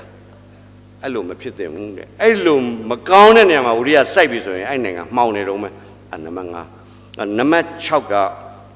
ကျွန်တော်တို့နံပါတ်6မှာဘာကိုပြောလဲဆိုတော့ဒလေဆိုဇယိုက်ဆိုဒီဟုသောကန္နာယတွင်ဒလေဆိုဇယိုက်ဆိုဒီဟုသောသဲကန္နာယတွင်နဲ့မှားမှန်ခွဲခြားနိုင်သောအသိဉာဏ်စမ်းရည်ရင်သည်တသွန်စီလက်ရှိအရာစကားပြောမယ်ဆိုရင်တော့မကောင်းတဲ့ဒလေဆိုဇယိုက်ဆိုတွေကိုမှားမှန်ခွဲနိုင်တဲ့ဉာဏ်နဲ့ပယ်ပြမယ်ဥပမာဆိုရင်အနော်ထာမင်းလက်ထက်တုန်းကကျွန်တော်တို့ဒီရစ်ပူစော်တဲ့ဒလေဆိုဆိုတာရှိတယ်အဲ့ဒါကြီးကိုမကောင်းဘူးဆိုပယ်လိုက်တာပေါ့အဲ့ဒါမျိုးအဲ့လိုဒလေဆိုဇိုက်ဆိုတွေဒါတွေကမကောင်းပါဘူးဆိုတာသိလို့ရှိရင်ပယ်နိုင်တဲ့နိုင်ငံအဲ့ဒီနိုင်ငံလင်းပြီမပယ်နိုင်သေးလို့ရှိရင်မလင်းသေးဘူးကျွန်တော်ပြောတာ6ချက်ကျွန်တော်9ချက်ပြောမယ်လို့ပြောပါတယ်နော်သူကြပြထဲမှာ9ချက်ပဲပါတယ်အဲ့တော့အခုကျွန်တော်ပြောတဲ့6ချက်နဲ့လောလောဆယ်ပြစ္ဆကအခြေအနေကိုကျွန်တော်နိုင်ငံတိုင်းကြည့်ပါ6ချက်မှာဘယ်နှချက်ပြည့်စုံလဲလို့တိုင်းကြည့်ပါပြန်ဖြေစရာမလိုပါဘူးနော်အဲ့တစ်ချက်မှများမတိုက်ဆိုင်ဘူးလို့စိတ်တက်ကြနေသူများရှိမယ်ဆိုရင်ခုနှစ်ကိုဆက်ပြီးနားထောင်ကြည့်ပါအဲ့ဒီခုနှစ်ကအဲ့ဒီ1 2 3 4 5 6မပြည့်စုံလို့ရှိရင်နံပါတ်ခုနှစ်သာပဲရှိစိတ်ကူးရင်လို့ရတယ်အိမ်မက်မဲ့လို့ရတယ်တနေ့မှာအဲ့မပြည့်စုံတဲ့6ခုကိုအဲ့နံပါတ်ခုနှစ်ကပြန်ဖြည့်ပေးလိုက်မယ်ကျွန်တော်တို့ဒီနီးနားနိုင်ငံတွေ1ကနေ6ထိပြည့်တဲ့နိုင်ငံတွေအများကြီးရှိတယ်ဒါပေမဲ့ခုနှစ်မရှိဘူးခုနှစ်သာရှိရင်သူတို့ကမိုးပြန်အောင်တော်သွားမယ်ဒါပေမဲ့1ကနေပြီး6ထိသူ့ဟာနဲ့သူနဲ့လိုက်လှုပ်လာတော့ပြည့်ကျွန်တော်တို့နိုင်ငံကျွန်တော်တယောက်တည်းအမြင်ဆိုရင်အခု1ကနေ6တစ်ချက်မှမညှိဘူးမညှိပေမဲ့ကျွန်တော်တို့မှာမျောလင်းချက်ရှိတာနံပါတ်9ရှိအဲ့နံပါတ်9ကိုကျွန်တော်ပြောပါမယ်ဒါတော့ကိုယ့်အကူပဲเนาะကျွန်တော်တွေးစရာကိုလမ်းကြောင်းမပြေးပါဘူးကိုယ့်ဟာနဲ့ကိုယ်နဲ့တွေးကြည့်ပါအဲ့နံပါတ်9ကျွန်တော်တို့ဆီမှာရှိမလားမရှိနိုင်ဘူးလားမရှိနိုင်ဘူးလို့စဉ်းစားရင်တော့ကျွန်တော်တို့ကနည်းနည်းစိတ်တကြကြကောင်းလိမ့်မယ်ရှိနိုင်တယ်လို့စဉ်းစားရင်တစ်နေ့မှာပြည့်ပါလိမ့်မယ်အဲ့ဒါကိုနားထောင်ကြည့်ပါအကျဉ်းရနိုင်ကဘာတဝမ်းလုံးကလေးစားချစ်ခင်ကြည်ညိုပြီးလျင်ကဘာအရရဤကိစ္စဝဝတို့ကိုအရေးတယူစိတ်ဝင်တစားဆောင်ရွက်တတ်သောလူတုခေါင်းဆောင်သည်ရှိ၏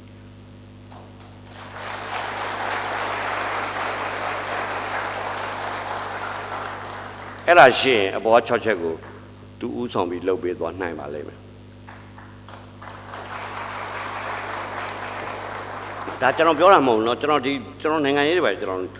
နားလဲမလဲပါဘူးမပြောတတ်ပါဘူးကျွန်တော်အခုပြောနေတာနိုင်ငံရေးလည်းမဟုတ်ပါဘူးเนาะကြပြာအကြောင်းကျွန်တော်ပြောနေတာဆရာကြီး Reverend တကူရဲ့ကြပြာအဲ့ကြပြာထဲမှာအဲ့လိုပါတယ်ဗျအဲ့လိုပါတော့အခုထပ်ပြီးတော့ကျွန်တော်တို့ကဘာစဉ်းစားကြည့်အောင်လဲဆိုတော့ကျွန်တော်တို့နိုင်ငံမှာရောအဲ့ဒီလိုအခုဆရာကြီးပြောတဲ့အချက်တွေမျိုးကျွန်တော်တို့နိုင်ငံခေါင်းဆောင်တွေကထားပါတော့ဗိုလ်ချုပ်အောင်ဆန်းနဲ့တကွလွတ်လပ်ရေးရယူပေးတဲ့နိုင်ငံခေါင်းဆောင်ကြီးတွေကတနေ့မှာကျွန်တော်တို့နိုင်ငံဘယ်လိုနေရာမျိုးဘယ်လိုအလင်းရောင်မျိုးရောက်အောင်သွားရမယ်ကျွန်တော်တို့က goal ပေါ့ဒါမှမဟုတ်ကျွန်တော်တို့ရဲ့ပန်းနိုင်ပေါ့နော်မရှိဘူးလားဆိုလို့ရှိရင်နော်စတော့ကျွန်တော်လည်းမသိဘူးပြကျွန်တော်ဒီအကြောင်းကို3ခါလောက်ပြောပြီးတဲ့အချိန်မှာကျွန်တော်စီကိုစာတစောင်းစာဖတ်ပရိသတ်တယောက်ဆရာရောက်လာတယ်သူကျွန်တော်ကိုသတိပေးလိုက်လို့ကျွန်တော်သွားကြည့်ပြီးတော့ကျွန်တော်ကထပ်ပြီးဖြည့်ပြောပါမယ်ကျွန်တော်နိုင်ငံမှာရှိပါတယ်နော်အဲ့ရှိတာဘယ်မှာရှိလဲဆိုရင်ရန်ကုန်ရောက်လို့ရှိရင်ဝင်ကြည့်ပါစုလေဖရားရဲ့ရှေ့မှာ န်တူလာပန်းချံဆိုတာရှိပါတယ်အဲ့ဘန်တူလာပန်းချံနဲ့မှာလွတ်လပ်ရေးကြောက်တိုင်ရှိပါတယ်အဲ့လွတ်လပ်ရေးကြောက်တိုင်မှာရေးထားတဲ့စာတွေကိုသတ်ဖတ်ကြည့်လိုက်ပါအဲ့ဒီစာတွေဟာခုနဆရာကြီးရဘရနတ်တကူကသူအိန္ဒိယနိုင်ငံဒါတွေဖြစ်ချင်တယ်လို့ပြောတယ်လို့ပဲကျွန်တော်တို့ဟိုလွတ်လပ်ရေးယူပေးခဲ့တယ်ကျွန်တော်တို့နိုင်ငံခေါင်းဆောင်တွေအဲ့ဒီလိုပြောထားခဲ့တာအဲ့ဒီမှာကပီးတင်ထားပါတယ်အဲ့ဒီစာတွေကအလွန်ရှေ့ကြပါတယ်အဓိကဆိုတာတော့ဓာတ်တွေနဲ့တိထားတယ်နော်ဓာတ်တွေနဲ့တိထားတယ်တပ်ပုံလည်းပဲအဲ့ကျွန်တော်စကားနဲ့ပဲကျွန်တော်အဲ့ဒါတွေကိုပြောပြပါမယ်ပထမတစ်ပိုင်းမှာသူကဘာကိုဖော်ပြထားလဲဆိုတော့နိုင်ငံတော်နဲ့နိုင်ငံတော်ရဲ့ပိုင်ဆိုင်မှုအဲ့ဒါကိုပထမပိုင်းမှာပြပါတယ်ဒုတိယပိုင်းမှာနိုင်ငံတော်ရဲ့အုပ်ချုပ်မှုအဲ့ဒါကိုပြပါတယ်ကျွန်တော်တို့နိုင်ငံသည်တစုံတဦးတည်းကတော့လကောတသိန်းတစ်ဖွဲ့တည်းကတော့လကောပိုင်ဆိုင်ရယူအပ်သောအမွေဆိုင်ပစ္စည်းမဟုတ်ပထမဆုံးတစ်ကြောင်းနော်ကျွန်တော်တို့နိုင်ငံသည်တစုံတဦးစီကတော့လကောတသိန်းတစ်ဖွဲ့တည်းကတော့လကောရယူပိုင်ဆိုင်အပ်သောအမွေဆိုင်ပစ္စည်းမဟုတ်နော်အဲ့ဒါကိုထပ်ပြီးတော့သူက highlight ထပ်လုပ်ပေးတယ်ကျွန်တော်တို့နိုင်ငံသည်တစုံတယောက်တည်းကတော့လကော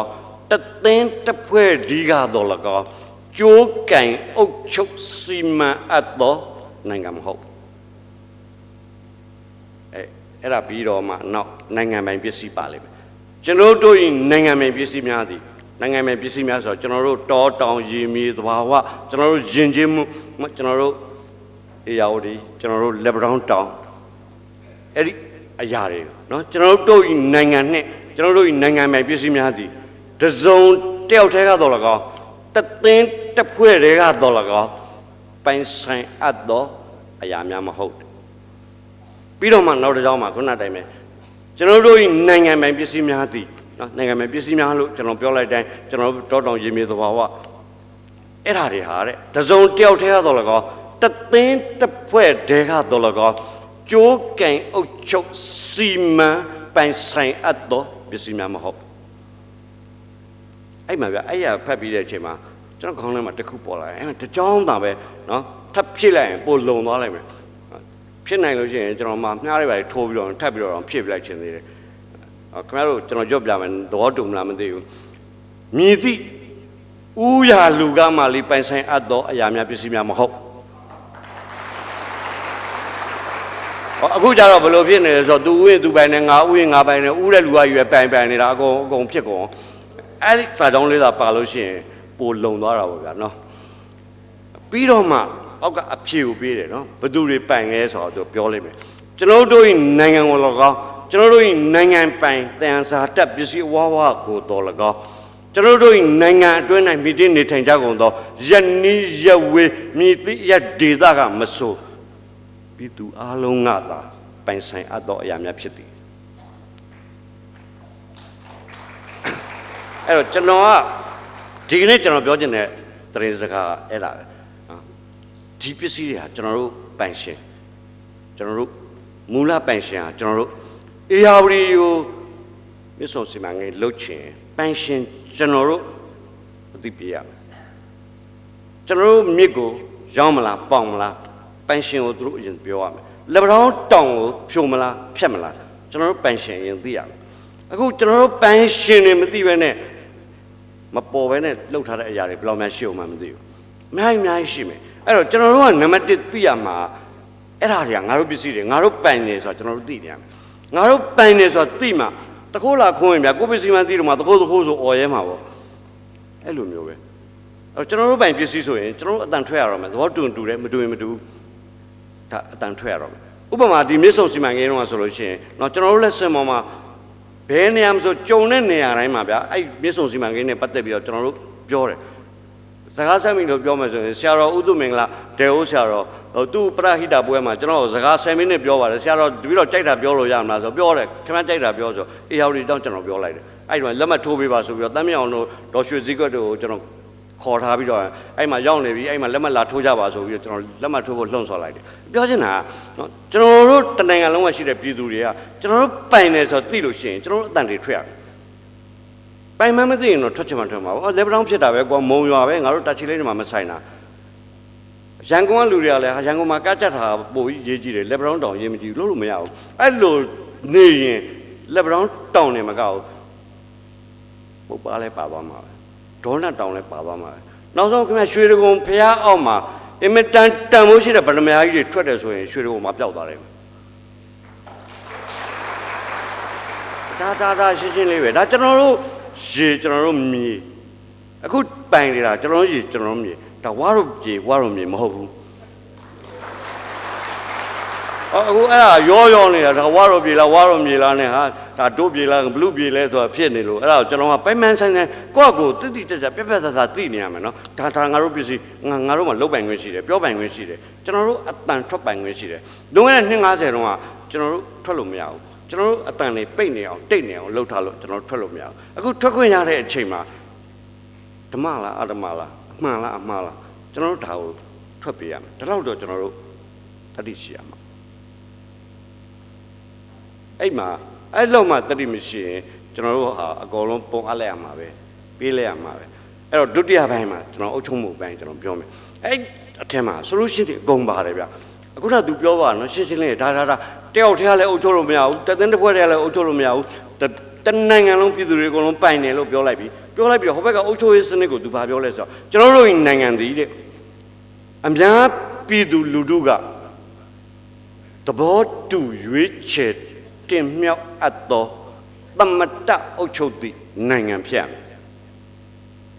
ရှင်းတယ်နော်ရှင်းလေးအဲ့တော့အဲ့ဒါလေးလေသတိထားကြည့်ပါကျွန်တော်တို့2015မှာအဲ့တစ်ချက်ဟာကျွန်တော်တို့ဘဝရဲ့ကံကြမ္မာဆုံးဖြတ်ပေးလိုက်မယ်သူပြောတာကိုကျွန်တော်ပြန်ပြောမယ်ကျွန်တော်တို့နိုင်ငံသည်အများပြည်သူလူထုကသဘောတူရွေးချယ်တင်မြှောက်အပ်သောသမတဖြစ်ရအဲ့ဒါကိုဆန့်ကျင်ပဲပြန်တွေးလိုက်ကြိုတင်မဲနဲ့ရသောသမတမဲလိမ်လို့ရသောသမတမဲခိုးလို့ရသောသမတမဖြစ်စေရဒါပဲဟိုစာထဲမှာပါတဲ့အတွက်ဒဲ့မတွေးနဲ့လေတခါတလေကျပြောင်းမှန်နေပါလေလှန်လှည့်ပြီးတွေးကြည့်ပေါ့ဗျာနော်သူအဲ့လိုပြောတယ်ဗျာပြောပြီးတော့မှခင်ဗျာနောက်ဆုံးမှာ conclusion ကကျွန်တော်တို့ဘာလုပ်ရမလဲဆိုတော့အဲ့ကြောက်တိုင်မှာတခက်ကိုအဖြစ်ပေးထားတယ်နော်ကျွန်တော်တို့နိုင်ငံတွင်ဖြစ်ပျက်သမျှကိစ္စအဝါဝါတို့ကိုအများပြည်သူတို့ဆန္ဒသာလျှင်အဓိကထား၍ဆုံးဖြတ်အပ်သောနိုင်ငံဖြစ်ပြောချင်တာကခုနကပြန်ချုပ်မယ်နော်ဒါကျွန်တော်တို့မြင်လို့သိရင်ကျွန်တော်တို့ပိုင်ရှင်ဆိုတာသိရင်ကျွန်တော်တို့တွေကကျင်တတ်တယ်ဆိုရင်လက်ကားပဲပြပေါင်ရောင်းမယ်ဒါပေမဲ့ကျွန်တော်တို့ပိုင်ရှင်ကသိရမယ်အများပြည်သူလူထုဆန္ဒသာလျှင်အဓိကထား၍ဆုံးဖြတ်အပ်သောနိုင်ငံဖြစ်ရမယ်အဲ့ဒါကြောက်တယ်မှာရှိအဲ့တော့ကျွန်တော်တို့နိုင်ငံနော်ဘယ်လိုနိုင်ငံဖြစ်ချင်လဲဆိုတာကျွန်တော်တို့မှာလမ်းညွှန်မြေပုံရှိတယ်လမ်းညွှန်စာသားရှိတယ်အဲ့ဒါကိုကျွန်တော်တို့ကသိရင်အဲ့ဒီအတိုင်းကျွန်တော်တို့စောကဆရာကြီးရမဒါနတ်တကူရဲ့ပြည်တယ်နံပါတ်1အရာနော်အကြောက်တရားကိုဖယ်ပြီးတော့ကျွန်တော်တို့နည်းနည်းတော့ပြောရရမယ်အများကြီးမပြောရရင်တော့ပေါင်နဲ့ကပြောရရမယ်ဥပမာကျွန်တော်စင်ပေါ်မှာစိုးမကောင်းကြောင်းကျွန်တော်တခုမှမပြောဘူးဒါပေမဲ့စာရဲကနေပြီးတော့ကျွန်တော်ထုတ်ပြတယ်ဝိတ္ထုတွေကကျွန်တော်ပြောပြမယ်ကျွန်တော်တွေးမိတဲ့ကိစ္စကိုစာနဲ့ပေနဲ့ကျွန်တော်ပြောမယ် personal attack ပုဂ္ဂိုလ်ရေးတက်ခိုင်းမှုကျွန်တော်လုံးဝမရှိဘူးအမှုပညာတွေကနေကျွန်တော်ပြောတယ်အဲ့တော့ကျွန်တော်ဘာလို့ဒါကိုပြောတာလဲဆိုတော့ကျွန်တော်တို့မှာပြောလို့မရဘူးဆိုရင်ပြောနိုင်တဲ့နည်းလမ်းတွေအများကြီးရှိတယ်အဲ့ဒါမှကျွန်တော်တို့နိုင်ငံတစ်နေ့ကြာရင်လင်းလာလိမ့်မယ်အဲ့တော့ကျွန်တော်နောက်ဆုံးအနေနဲ့နော်ဆရာကို7နာရီနဲ့ကျွန်တော်15မိနစ်ဆက်ကြံသေးတယ်ဒီ15မိနစ်အတွင်းမှာနော်အဲ့ဒီနိုင်ငံတနိုင်ငံအမှောင်လင်းကိုသွားတဲ့အချိန်မှာနော်ဘယ်လိုသွားရင်ကောင်းလဲဆိုတာလေးကိုနော်ကျွန်တော်ဝိတ္ထုလေးတစ်ပုဒ်ပြောပြမယ်အဲ့ဒီဝိတ္ထုကကျွန်တော်ပြောနေတာတော်တော်ကြာပါပြီကျွန်တော်အခွေနားထောင်ပွင့်ရင်အဲ့ဒီအခွေထဲမှာကြားပါလိမ့်မယ်ဒါပေမဲ့ဒီမှာနော်ကျွန်တော်လူကိုယ်တိုင်ပြောပြခြင်းစိတ်ရှိတော့ခုနစကားတွေနဲ့ပတ်သက်လို့ဒီဟာလေးပြောပြီးရင်ကျွန်တော်ညီကုန်းမချုပ်တော့ပါဘူးအဲ့အတွက်ကျွန်တော်ဒီကနေ့ပြောခြင်းနဲ့ဒီကနေ့ပေးခြင်းနဲ့သတင်းစကားကနော်ကျွန်တော်တို့နိုင်ငံဟာမှောင်လားလင်းသလားအဲ့ဒီအချက်တွေနဲ့ကျွန်တော်တို့တိုင်းလို့ရတယ်တကယ်လို့မှောင်နေသေးတဲ့ထင်လဲလင်းအောင်လုပ်ချင်တယ်ဆိုရင်အဲ့ပြောတဲ့အချက်တွေကိုသာဖြည့်ဆည်းပေးလိုက် အဲ့ဒါလင်းတဲ့နိုင်ငံဖြစ်လာလိမ့်မယ်နော်အဲ့တော့အခုကျွန်တော်ပြောမဲ့ဝတ္ထုလေးက2/2တဲ့ခေါင်းစဉ်က2/2ဆိုတာ Chinese literature စာအုပ်ထဲမှာပါပါတယ်အဲ့ဒီဝတ္ထုကတရုတ်ဝတ္ထုတို့လေးပါနော်အဲ့ဒါကိုကျွန်တော်လိုအပ်တဲ့လောက်ကလေးကိုကျွန်တော်ပြောပြပါမယ်တရုတ်နိုင်ငံမှာကျွန်တော်တို့ဂေါ်လီယိုဆိုတောင်တန်းရှိတယ်ကျွန်တော်ဒီမှာရှမ်းရိုးမာတော့ရှေ့ရိုးမာတော့ရှိသလိုပေါ့အဲ့ဂေါ်လီယိုတောင်တန်းမှာအင်တန်နာမည်ကြီးတဲ့တောင်ကြားတစ်ခုရှိတယ်တောင်ကြားနာမည်ကအသေးခွဲတောင်ကြားလို့ခေါ်တယ်ဘာလို့ခေါ်လဲဆိုတော့ရေးထားတယ်ဒါမှကျွန်တော်မလို့မပြောတော့ဘူးအဲ့အသေးခွဲတောင်ကြားရဲ့အဓိကထူးခြားချက်ကဒီလိုတောင်ကြားနှစ်ခုထိတ်ကတိုင်းတိုင်းအလဲကတိုင်းတိုင်းအောက်ဆုံးကတိုင်းတိုင်းကြိုက်တဲ့နေရာအတိုင်း10မီတာအကွာဝေးရှိအဲ့တောင်ကြားရဲ့ထူးခြားချက်ပဲဘယ်နေရာတိုင်းတိုင်း10မီတာအကွာဝေးရှိတယ်အဲ့အောက်ဆုံးမှာကျတော့တောင်ကြားနှစ်ခုရဲ့ကြားမှာအင်ပတန်ရေစီးတန်တဲ့စမ်းကြောင်းတစ်ခုစီးနေတယ်အဲ့တောင်ကြီးမှာကျက်စားတာကတောင်စိတ်တွေအဲ့တောင်စိတ်နဲ့ရိုးရိုးကျွန်တော်တို့မြင်နေကြစိတ်နဲ့ပါကွာလဲဆိုရင်အသွင်သဏ္ဍာန်အဖြစ်တောင်စိတ်တွေဟာကိုလုံးကိုတယ်ကြီးတယ်အထီရောအမရောဂျိုပါတယ်မုတ်စိတ်မွေးတွေပါတယ်ပြီးတော့အရေးချင်းကြတော့အရန်ကွာသွားတယ်တောင်စိတ်တွေဟာအခုံပြန်ကျော်လွှားတဲ့ကောင်းတယ်တောင်စိတ်ကြီးတကောင်တစ်ခါခုံလိုက်လို့ရှိရင်6မီတာခုံနိုင်တယ်တောင်စိတ်အမတကောင်တစ်ခါခုံရင်9မီတာခွဲခုံနိုင်တယ်ဒီတက်ပို့ပြီးတော့ကောင်းတဲ့အရေးသွေးရတဲ့ခုံပြီးတော့ ਨੇ ခွာလေးဘက်စလုံးရှေ့လက်နှစ်ဖက်နောက်ခြေထောက်နှစ်ဖက်ချเสียနေရမလို့အမာတစ်ခုခွာ100သာရရင်အဲ့100သာပေါ်မှာနင်းပြီးတော့နောက်တစ်ဆင့်ထပ်ပြီးခုံလို့ရတဲ့အစွမ်းတတ်တွေတို့မှရှိတယ်အဲ့တော့တောင်စိတ်တွေကိုမိုးဆိုးတွေကတောလိုက်တဲ့အချိန်မှာမြေပြင်မှာဆိုရင်တောင်မိဖို့မလွယ်ဘူးအဲ့တောင်ကျင်မှာလည်းတွေ့လိုက်တော့တနေ့ကျတော့မိုးဆိုးတက်တိုက်ကအဲ့မှာတောင်စိတ်တွေကိုတွေ့တဲ့အချိန်ကျတော့သူကတောင်ထိပ်ကိုရောက်အောင်အသက်ကွဲတောင်ထိပ်ကိုရောက်အောင်အောက်ကနေပြီးတော့လူအားခွေအားနဲ့အတင်းတောက်ကနေပြီးတော့မောင်းတင်လိုက်တာမောင်းတင်လိုက်တော့တောင်စိတ်တွေပြင်းရနေပြီးတော့အသက်ကွဲတောင်ထိပ်ဒီဘက်တောင်ထိပ်ကိုရောက်သွားရောက်လဲတော့အောက်ကနေပြီးတော့မိုးဆိုးတွေပတ်ဝိုင်းပြီးတော့တနတ်တင်နဲ့ချိန်ထားကြတယ်အဲ့တနတ်တင်နဲ့ချိန်ထားတဲ့အချိန်မှာတောင်စိတ်မကြီးတကောင်အောက်ကိုအတင်းပြေးဆင်းလာအဲ့မှာဒိုင်းနဲ့ဆိုပြစ်ချတယ်တောင်စိတ်မကြီးသေသွားတော့အောက်ဆင်းလို့မြန်မှန်ပြီးတော့ဒီဘက်မှာ10မီတာกว่าတဲ့ဒီဘက်တောင်ထိပ်ကိုဒီဘက်တောင်ထိပ်ကနေပြီးတော့တောင်စိတ်အငယ်လေးတကောင်ကလွတ်ညာလှမ်းခေါ်လိုက်တယ်သူခုံနေတာ6မီတာပဲရှိအဲ6မီတာကျအောက်ပြုတ်ကြအောက်ကစမ်းချောင်းလေးကိုဝမ်းဆိုအတန်ကြပြီးတော့မျောပါသွားအဲ့ဝမ်းဆိုတဲ့အတန်ကြားလဲကြားရောမုတ်ဆိုးကောင်းဆောင်ကဘာအကြံရလဲဆိုတော့ငါတောင်စိတ်တွေကိုပြစ်နေတဲ့အချိန်မှာတဲ့ကြောက်အားလန့်နဲ့တောင်စိတ်တွေအဲ့လိုခုံချရင်တောင်စိတ်တွေအများကြီးငါတို့လက်လွတ်ဆုံးရှုံးတော့မယ်အဲ့တော့ငါမပြစ်သေးဘူးဆိုပြီးတော့သူ့အဖွဲ့ကိုနှစ်ဖွဲ့ခွဲလိုက်တယ်တစ်ဖွဲ့ကိုမင်းတို့တောင်အောက်ကိုဆင်းပြီးတော့ရင်အဲ့ဒီစမ်းချောင်းကိုရောက်တော့မှအချက်ပေးတဲ့ခရာမှုတ်လိုက်အဲ့ကြမှာငါတောင်စိတ်တွေကိုစပြစ်မယ်ငါပြစ်လိုက်လို့ကြောက်လို့ခုံချတဲ့တောင်စိတ်တွေရေထဲကျသွားလို့ရှိရင်မျောပါမသွားအောင်လို့မင်းတို့ကဆွဲပြီးတင်တာဆယ်ပြီးတင်တာဆိုပြီးအဖွဲ့တစ်ဖွဲ့ခွဲပြီးလွှတ်လိုက်တယ်သူတို့ကတောင်စိတ်တွေကိုတနတ်တင်နဲ့ချိန်ထားတယ်မပြစ်သေးဘူးအဲ့ချိန်မှာတောင်စိတ်တွေပြာခတ်နေနော်ရောက်ရက်ခတ်နေသေတော့မယ်ဆိုတာသိတယ်ဟိုဘက်ကလည်းကူးလို့မရအောက်လည်းဆင်းလို့မရကြောင်ပိတ်ပြီးနေအဲ့ဒီအချိန်မှာတောင်စိတ်ခေါင်းဆောင်ကြီးဖြစ်တဲ့သူတို့တဲ့ခန္ဓာကိုယ်အနေထားကြီးတဲ့တောင်စိတ်ကြီးတစ်ကောင်ကားတဲ့ဒီအသက်ကွဲတောင်ထိပ်တောင်စုံကနေပြီးတော့ကောင်းငင်ကိုမော့ကြည့်လိုက်ဒီဘက်တောင်ထိပ်ကိုလှမ်းကြည့်လိုက်ကြည့်ပြီးတော့နေတာကိုတွေ့တော့မိုးဆိုးခေါင်းဆောင်သူတပည့်တွေကမေးတယ်နော်ဆရာတဲ့ဘာဖြစ်လို့အဲ့တောင်စိတ်ကြီးကြတော့တီနေနဲ့အပေါ်မော့ကြည့်လိုက်ဟိုဘက်ကလှမ်းကြည့်လိုက်နဲ့လုံနေတာလဲတဲ့ဆိုတော့မှမိုးဆိုးကောင်းတော့ပြန်ပြောတယ်မင်းတို့ကြည်နေတဲ့သူတောင်စိတ်တည်းရဲ့လွတ်မြောက်ကြောင်းကိုသူစဉ်းစားနေပုံရတယ်တဲ့အဲ့ဒီစကားတော့မှမဆုံးသေးဘူးတဲ့အဲ့ခေါင်းဆောင်လုပ်တဲ့တောင်စိတ်ကြီးကောင်းကင်ကိုမော့ကြည့်တယ်မော့ကြည့်ပြီးတော့အင်မတန်လေးနဲ့တည်ကြည်တဲ့အတန်ကြီးနဲ့အော်တန်ပေးလိုက်တယ်အဲ့အော်တန်လဲဆုံးတော့ကြောက်ရက်ခတ်ပြီးတော့ပြာခတ်ပြီးတော့နေတဲ့တောင်စိတ်တွေဒီဘက်တစ်စုနှစ်စုခွဲချက်နှစ်စုခွဲချက်တော့မိုးဆိုးလေးတွေကနားမလဲဘူးသူတို့ခေါင်းဆောင်ကိုမေးတယ်ဆရာဘယ်လိုဖြစ်တာလဲဟိုဘက်တစ်စုဒီဘက်တစ်စုဘာလို့ခွဲချက်တာလဲမိုးဆိုးကောင်းဆောင်ငါလည်းအဲ့ဒါမျိုးမတွေ့ဘူးတဲ့ဒါပေမဲ့မင်းတို့တေချာထက်ကြည့်တာဟဲ့နှစ်စုခွဲတာတော့မှဒီဘက်ကအသက်ကြီးတဲ့တောင်စိတ်တွေဒီဘက်ကအသက်ငယ်တဲ့တောင်စိတ်တွေတနည်းအားဖြင့်ပြောရင်ဒီဘက်ကမျိုးဆက်ဟောင်းတွေဒီဘက်ကမျိုးဆက်သစ်တွေနှစ်ခုခွဲရနေတယ်အဲ့ဒီနှစ်ခုရဲ့ကြားမှာအခုနခေါင်းဆောင်တောင်စိတ်ကြီးကလူလာခတ်ပြီးဟိုဘက်သွားလိုက်ဒီဘက်သွားလိုက်သွားနေတနေရာလဲကြောက်ရက်လိုက်ပြီးတော့မျိုးဆက်သစ်ငယ်တဲ့အသက်ငယ်တဲ့တောင်စိတ်ကလေးနှစ်ကောင်နားမှာစိုက်ကြည့်လိုက်တယ်သူအကြည့်ခံလိုက်ရတဲ့မျိုးဆက်သစ်တောင်စိတ်ကလေးနှစ်ကောင်ခြာကနေ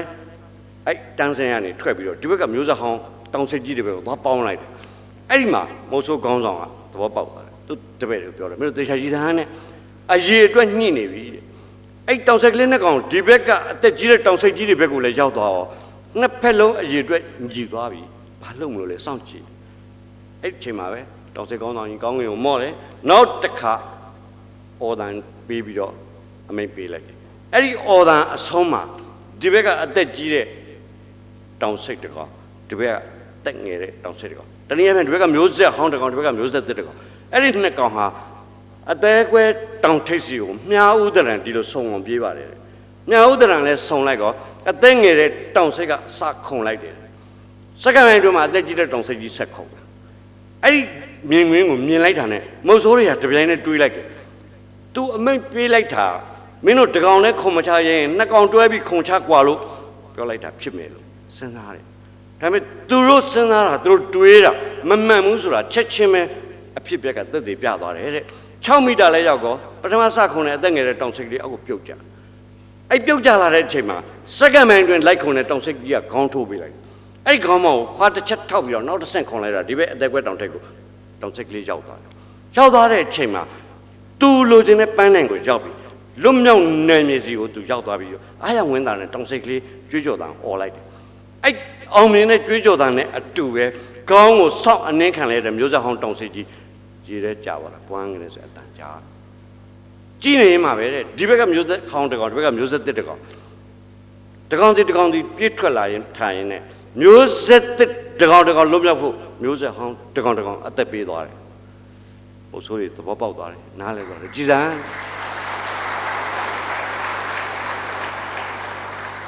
နဲ့လောကမှာလူတွေတောင်မလုံနိုင်တဲ့ကိစ္စကိုတောင်စိတ်တွေငါတို့ကိုတက်တည်ပြသွားတယ်နမူနာပြသွားတာပဲသူတို့မျိုးဆက်တစ်တွေ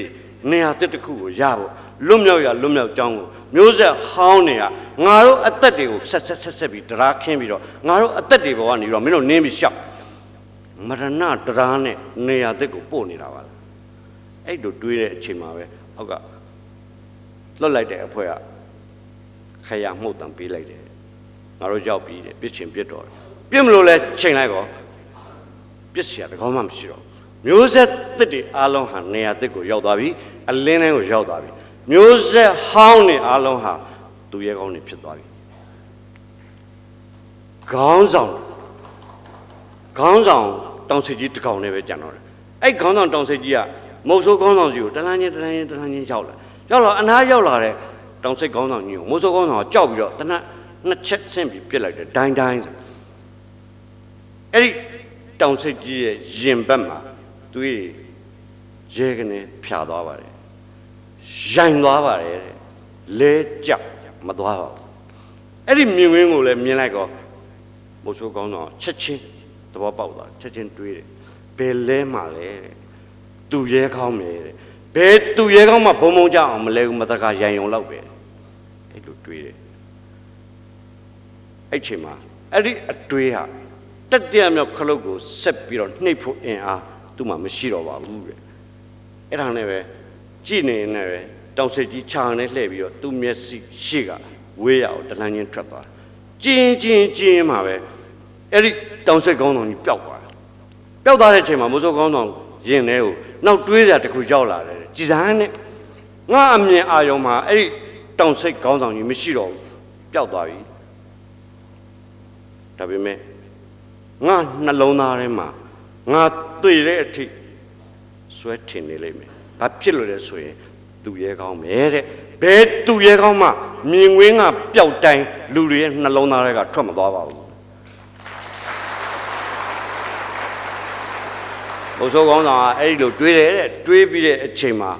သူတပည့်တွေကိုပြောတယ်တဲ့သူတို့ဂုံပြူတဲ့အနေနဲ့နောက်ငါတို့ဘယ်တော့မှတောင်စိတ်တွေကိုအမဲမလိုက်တော့ဘူးဆိုပြန်သွားကြပါလေဒါ2.2ဆိုတဲ့ဝတ္ထုတိုလေးပါအဲ့တော့အဲ့ဒီဝတ္ထုတိုလေးကကျွန်တော်တို့လင်းတဲ့နေရာကိုရောက်အောင်ဘာလုပ်ရမယ်လို့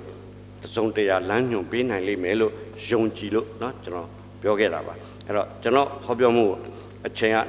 2မိနစ်ပဲလိုရတော့တယ်အဲ့ချိန်မှာကျွန်တော်ကြပြလေးတစ်ပုတ်ရွတ်ပြီးတော့ဒီကောင်ချုပ်ပါမယ်ကျွန်တော်ပေးထားတဲ့ခေါင်းစဉ်တောင်းကတဲ့နေ့ပါအဲ့တောင်းကတဲ့နေ့ဆိုတာကျွန်တော်ကြပြခေါင်းစဉ်မှာအဲ့ဒီကြပြလေးရွတ်ပြီးတော့ကျွန်တော်ဒီကောင်ချုပ်ပေးပါမယ်နားထောင်ကြည့်ပါဘယ်တော်မှနေဒီဘယ်မြေကိုပြောင်း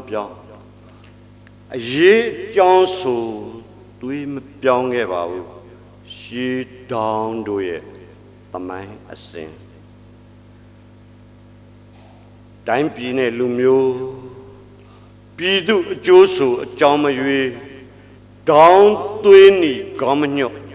ဒေါင်းခုတ်ခဲ့တဲ့ရာဇဝင်ပြည်သူတွေနဲ့အတူမခွဲပြည်သူထဲမှာအတူနေအပူဝေအတူမျှဒုက္ခအထွေတွေကလွတ်ကြောင်းခွတ်တောင်းဟဲ့မန်ဝင်ရံမြင်သမျှရင်ဆိုင်တွေ့စံကလေးတွေအေးပန်းကလေးတွေမွေငှက်ကလေးတွေတေးဆူငိမ့်ညံရေးကိုသူတို့ကြိုတော့မြန်ရန်ညူဟိုးရုပ်ချီကအိုးဝေအိုးဝေအိုးဝေမင်္ဂလာသံအပေါင်းခရအောင်အဲ့ဒီနေ့ဟာတောင်းကြတဲ့နေ့အလုံးကျေးဇူးတင်ပါတယ်